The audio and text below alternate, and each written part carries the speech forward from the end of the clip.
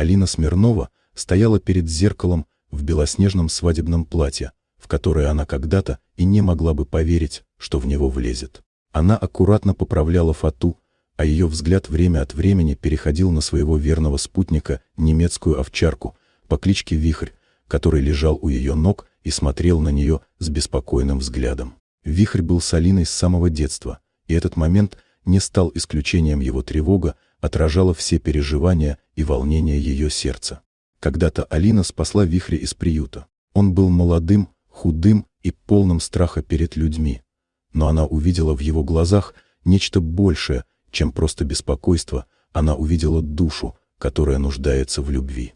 И эта любовь стала для них обоих спасением. Вихрь, в свою очередь, стал для Алины не только другом, но и защитником, спутником, рядом с которым она пережила все свои трудные моменты. Вихрь был рядом, когда Алина столкнулась с серьезной болезнью, поддерживал ее во время экзаменов и всегда помогал найти силы, когда они были необходимы. Но его роль в ее жизни стала еще важнее, когда она познакомила его с Артемом. Артем сразу полюбил Вихря, и тот, не раздумывая, принял его в свою семью, как еще одного своего друга.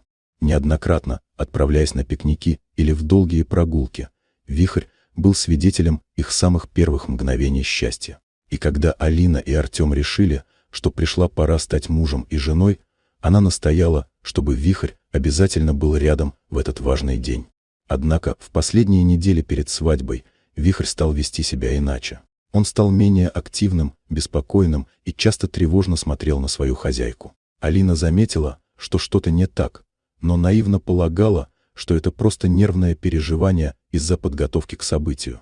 На свадебный день Вихрь вообще не отходил от нее. Его взгляд был полон беспокойства, и даже когда фотограф попытался подойти поближе, Вихрь зашипел и встал между ним и Алиной. Это тревожное поведение не ускользнуло от глаз ее подруги, Ксении, которая сразу предложила обратиться к ветеринару. Заключение было шокирующим. У Вихря диагностировали сердечную недостаточность. Алина и Артем, вместо того, чтобы провести свадьбу в шикарном зале, приняли решение провести церемонию в ветеринарной клинике, где их любимец мог получить необходимую помощь. Это была не пышная, роскошная свадьба, но это был день любви, которая была в их отношениях, в заботе о своем друге и в готовности поддержать его в трудные моменты. После того, как Вихрь получил лечение, он был рядом, когда Алина и Артем обменялись кольцами. Это не была стандартная свадьба, но этот день был полон искренности и тепла. Вихрь продолжал дарить им свою любовь и поддержку до последнего дня. После его смерти Алина и Артем вернулись в приют, где встретили нового друга, пса по имени Харт. Харт сразу завоевал их сердца своей добротой и игривым характером. Он стал новым членом семьи, но память о Вихре жила в их сердцах, и даже в их доме они создали стену памяти, где хранились фотографии и воспоминания о их верном друге. Алина и Артем продолжали традицию помощи животным, посещая приют каждый год. Они заботились о старших питомцах, даря им заботу и внимание, которые они так заслуживали.